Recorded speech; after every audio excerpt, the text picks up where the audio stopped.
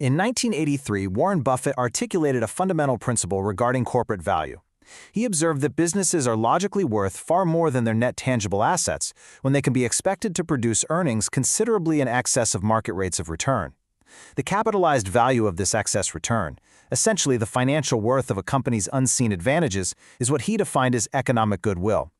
This video examines the mechanics of that compounding, searching for hidden capital and finding instead the critical realities of the asset lifecycle. Buffett's observation is not simply a declaration that businesses with few tangible assets are inherently superior. He notes that when a business earns far more on its tangible assets than those assets could normally produce, the excess return is evidence of something the balance sheet does not contain. Using C's Candies as his precedent, he demonstrated that inventory and fixed assets alone do not produce massive excess returns. A reputation built over decades does. Crucially, a high return on capital does not directly measure that intangible asset. Instead, it serves as a trace signal. It proves the intangible is present and warrants deeper investigation. However, there is a structural challenge with interpreting returns in this manner, a challenge that has occupied academic accounting for 30 years. If a productive asset is a brand, a network, a standard, or a body of code, the spending that built it may never appear on the balance sheet. Under standard accounting rules, research is immediately expensed. Sales and marketing are expensed. Because these massive investments are treated as immediate expenses rather than long-term assets, the total capital recorded on the balance sheet shrinks. Consequently, the mathematical denominator of return on invested capital is artificially lowered. This raises a vital question. Are the extraordinary returns of capital-light businesses merely an artifact of accounting rules rather than a genuine economic reality? To test this accounting distortion theory, the Averaging Up collection examines the financial architectures of 6 distinct companies. These were selected specifically for their widely varied corporate structures. The sample includes 2 like tolls in Visa and MSCI. It includes 2 heavy physical tolls in Lind and Union Pacific. And it includes 2 former light tolls, Alphabet and Microsoft, which are currently transitioning into something entirely different. The objective is to determine exactly what these organizations capitalize, what they expense, and whether hidden intangible capital fully explains their underlying economics. The results across these diverse architectures demonstrate that the accounting distortion is significantly smaller than expected. Visa provides a definitive example. The company handles roughly $16 billion a year in client incentive payments. Under Visa's explicit policy, upfront and fixed payments made under multi-year contracts are capitalized as assets and amortized. This capitalized portion exceeds $7 billion, an amount remarkably larger than the company's entire physical property, equipment, and technology combined. The portion that is expensed is treated as such precisely because it recurs based on performance. The spending that produces lasting, economically durable capacity is largely captured on the balance sheet. Therefore, the extraordinary returns we see are real.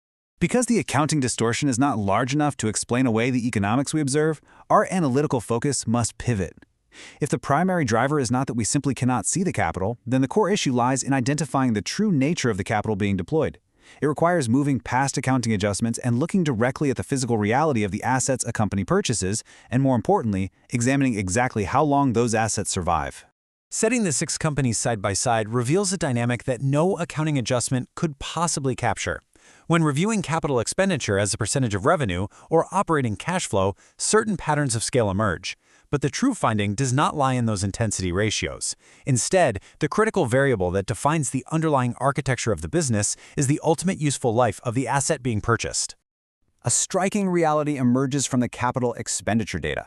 Microsoft now allocates more than 1/3 of its revenue to property and equipment. Alphabet allocates nearly 1/4. Both metrics are substantially higher than Linde, an industrial gas company building massive physical plants, and higher than Union Pacific, a continental railroad.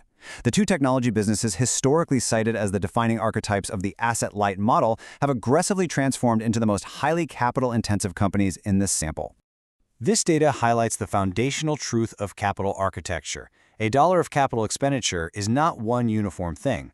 The fundamental difference lies in its lifespan.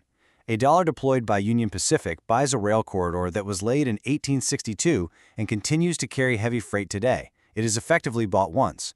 A dollar deployed by Microsoft or Alphabet buys a server that is effectively rented for 2 to 6 years.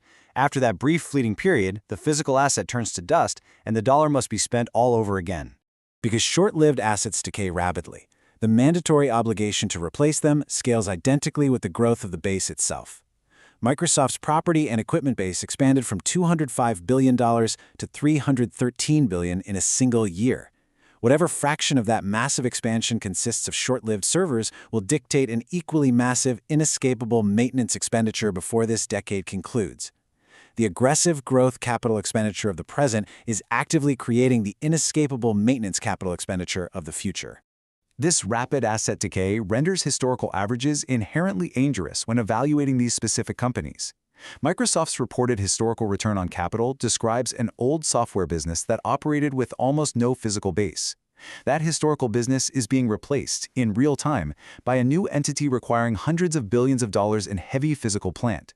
The historical average accurately describes the old machine, but the buyer today owns an entirely new one. Evaluating this physical base growth requires a straightforward 10-second diagnostic tool.